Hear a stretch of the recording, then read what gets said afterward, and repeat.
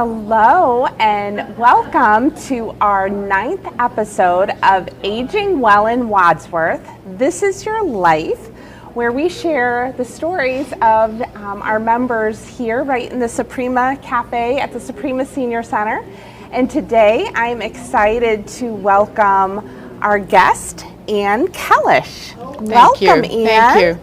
Now, Ann is a longtime volunteer of the Suprema Senior Center. You're teaching our watercolor class, and we're going to get into that in a little bit. But let's start with, where were you born? Where did you grow up? I grew up in Youngstown, Ohio, and all the way until I went to the University of Youngstown, where I met my husband. So you met each other just in college? Yes. Yes, that's awesome.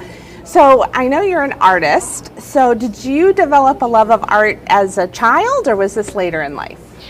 Always. I always had an interest in art and going to the library, getting books, studying, and just enjoyed painting, making doll clothes. Any kind of art that would be around, I would be involved in. That is really neat. That is neat. So what was your major when you went to college? It was fine arts, and when I first started, of course you have the foundation classes.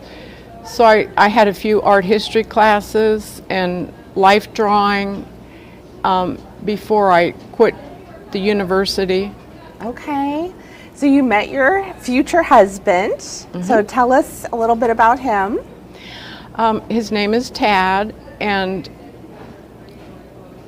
he eventually, it was during the war that he enlisted in the Navy before we got married, and so he was stationed in Bermuda for 2.5 or 3 years. So when we got married, I moved there, and our first child, Michael, was born in Bermuda. Wow, what a place to have to be stationed at. That's really nice. But this was during the Vietnam War? Yes, and the naval station where he was based, he was a personnelman, and the naval station where he was based, they serviced the nuclear submarines, and they had Air Force there, so they had planes that they utilized. Wow, so you ended up, he joined the military, you guys got married, moved to Bermuda, and were there a few years, and you became a mom. Yes, I did. And then going back home to the Youngstown area again, he got his first jobs there. So you are back in the Youngstown area. And you have 3 kids that were all born in Bermuda? No, just the first son. 2. Okay, the first and 2 son. were born in the Youngstown area. Okay, so where did life take you then? Like, what was going on? My husband got a job in Richfield, so we tried to find communities around there where we could, have a home. And so we found Wadsworth, and we liked it very much. And so we built a house here, and that's where we settled. Wow, so your life intersected in Wadsworth when you had 3 kids. What year was that when you moved to Wadsworth? 1977.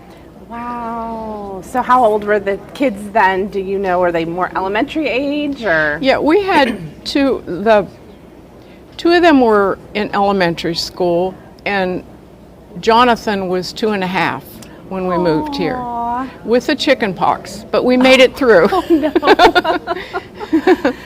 Well, that would have been a crazy time to have to move with a 2.5-year-old with chicken pox. So, wow, so your kids got to experience Wadsworth City Schools. Yes, they went to Sacred Heart actually for a while, and then went to the city schools, which we liked very much. Oh, that's wonderful, wonderful. So they have memories. What was one of your favorite things in Wadsworth as a family that you would do with the kids? Well, being a stay-at-home mom and my husband traveling quite a bit, our house was always open, for kids. So I was kind of the neighborhood mom. And until this day, sometimes some adults will come and say, do you remember when we, made donuts in the kitchen, or, whatever. So I did little art classes, since that was my interest, sometimes in our home. And we would hike in the swimming lessons. Most of my social life was like through the kids in church and volunteering. So it was just a joy to me. That was one of the happiest times of our lives. That is awesome. That is great. And then you ended up with a couple more kids, right? Yes, we were blessed with 2 more children, and they were both born at Wadsworth Hospital. So our family loved them, spoiled them, grew up taking care of them.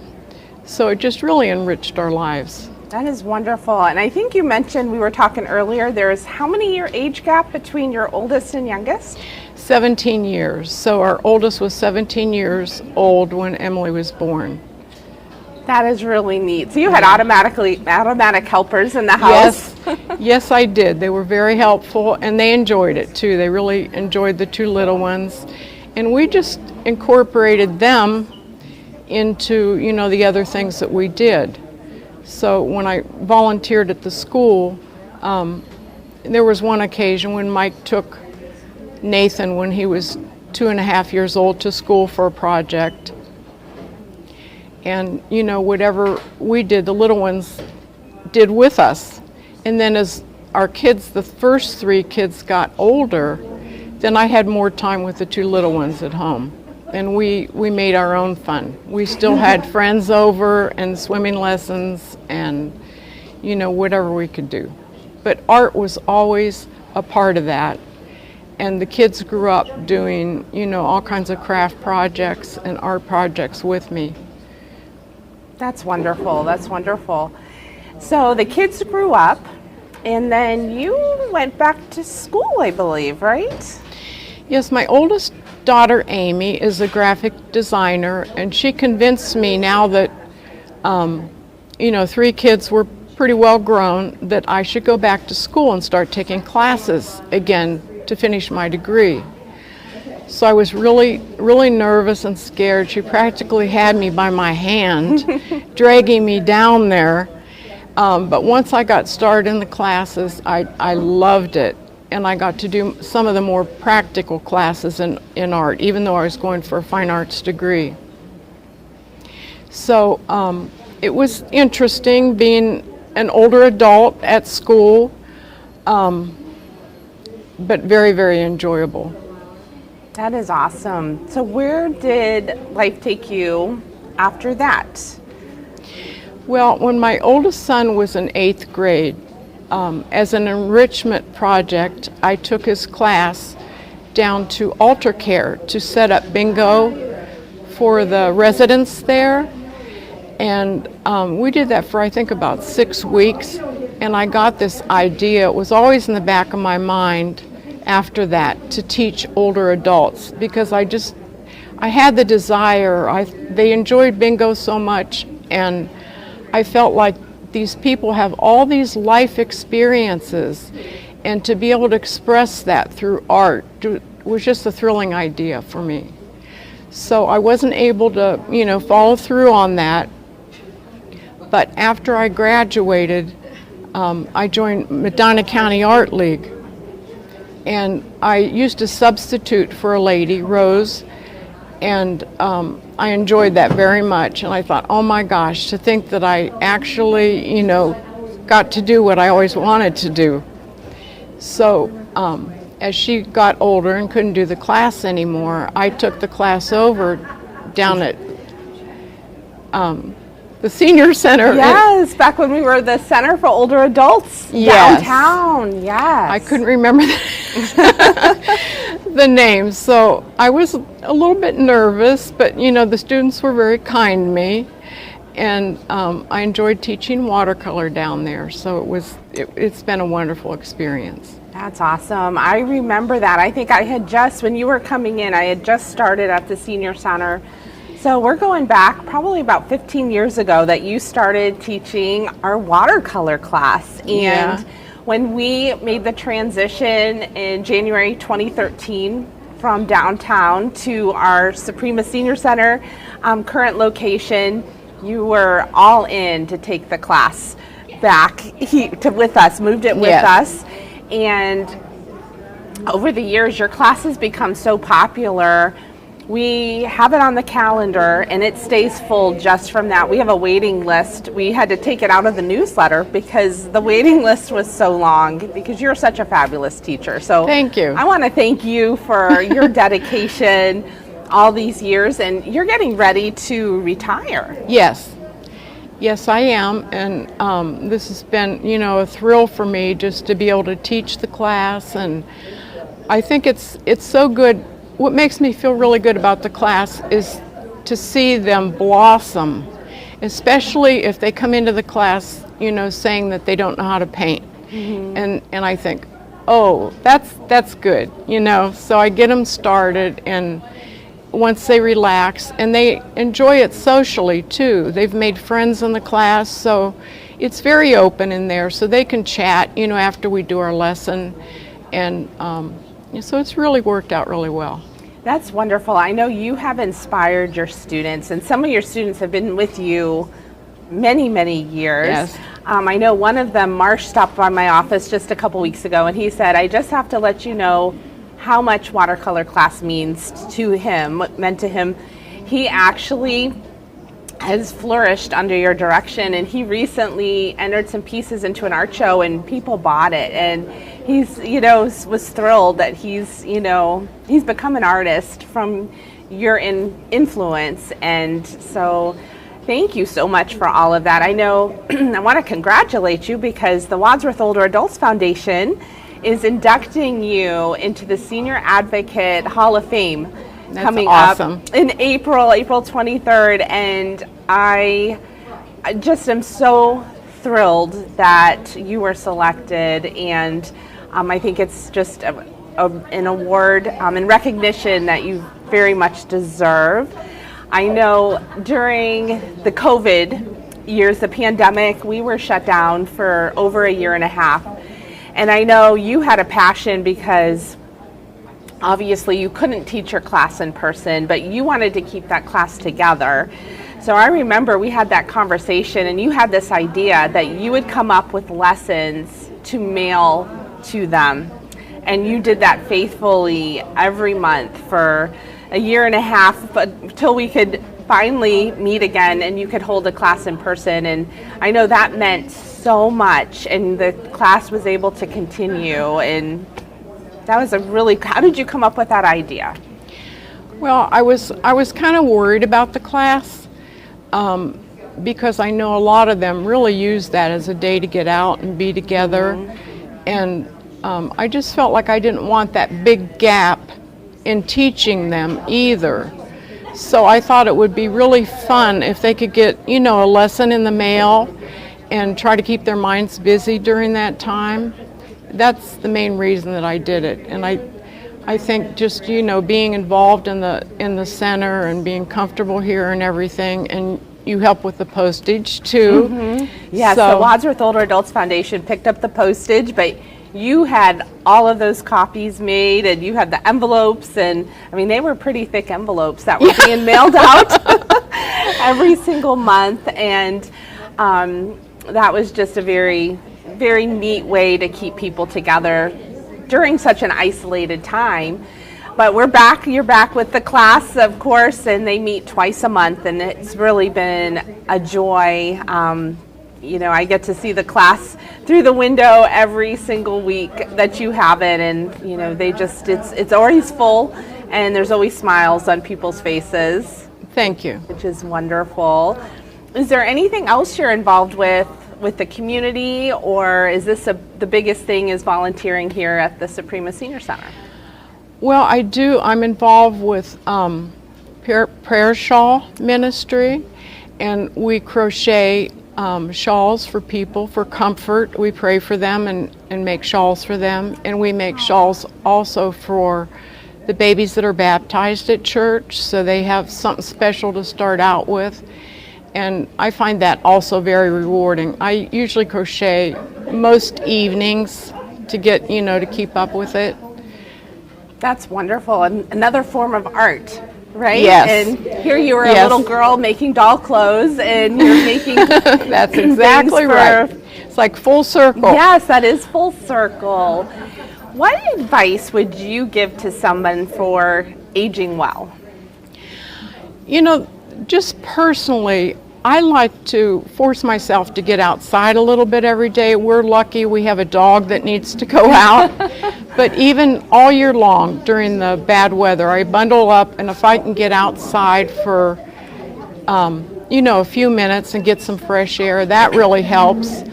And I pray every morning. I pray for all the people that I know that, are ill and that need help. And just sometimes people think they don't have anything that they can give others, but I always feel like everybody has a smile. So if you're at the grocery store and you see somebody that's kind of grumpy, and just smile, and I think that ripples, like they say. That's an old saying, but I think it ripples like throwing a stone in the water, and it makes you feel better, if you can smile at people. And I really notice here at the senior center that I'm always welcomed by smiles, and it's so comforting to be here and be involved with other people that you can share the same things you're going through, in aging. I love that, because we really strive here at the Suprema Senior Center to have a positive, welcoming environment, and you are part of that. I love your positivity and your smile, and it just goes with the vibe that we have here, and that is so important. And I love your advice. Everybody has a smile, and it's free to give, right? Yes. So that's really wonderful. So what would you say, what is the Suprema Senior Center meant to you? Well, of course, as I told you, it's my dream come true to be able to teach the older adults. As an older adult, makes it even more special. But just the welcoming that you get when you're here, and if you're a little bit shy about coming, just kind of put that aside for a while and come, because there are so many programs here, so many classes. There are walking groups, there are help sometimes with income tax. I mean, anything you can imagine. They even have a really good doctor who speaks usually once a month, virtually. And there are virtual programs. If you're a little nervous about getting involved, you can start out with them. And the newsletter, really lets you know what's coming up. And there are a lot of even social activities throughout the year. So I would advise anybody, to feel that they would feel at home here.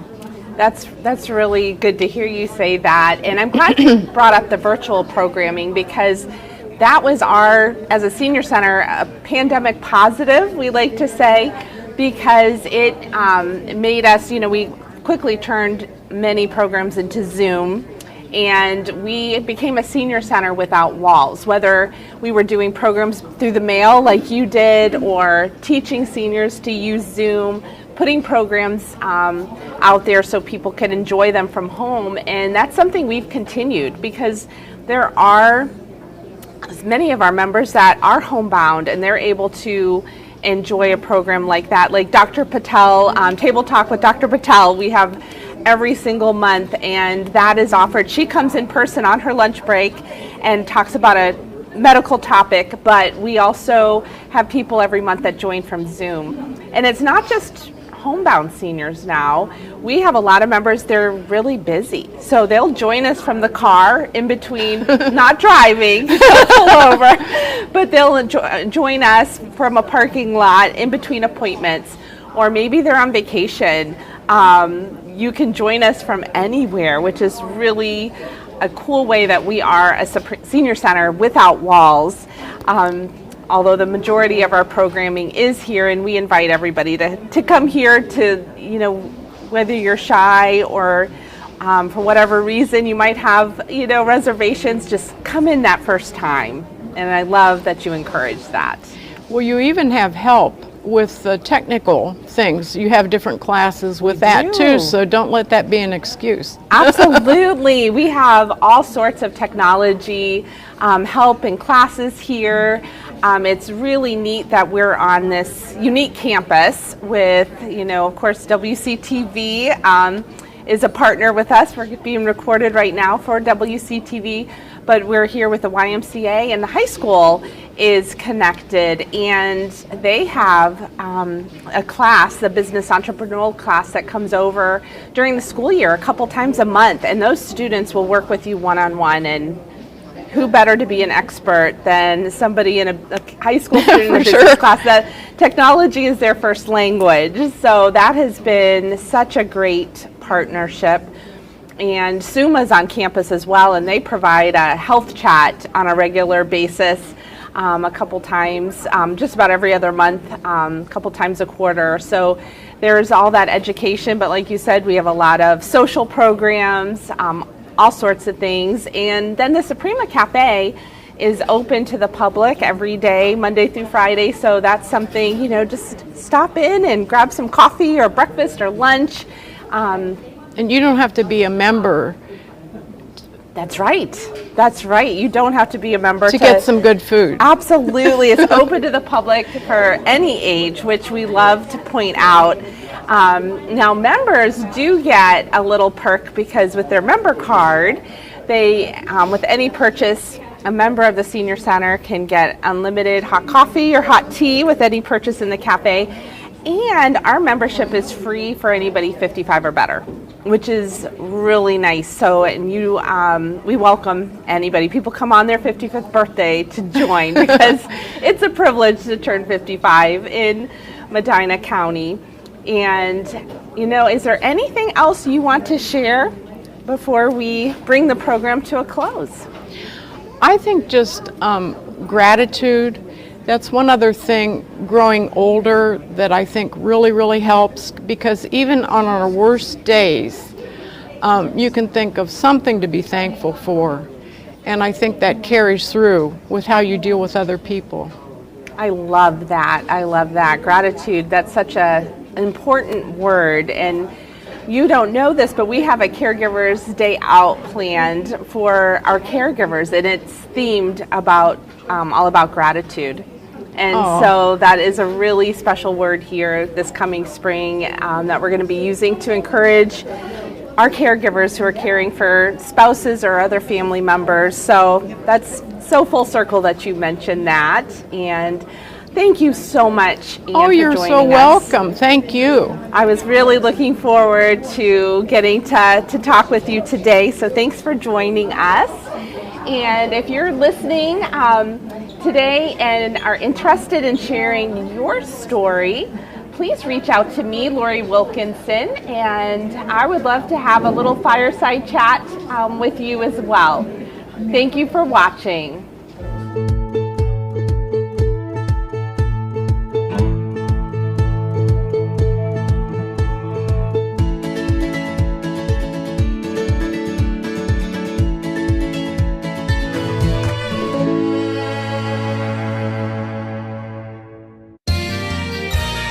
You are watching WCTV, Wadsworth Community Television.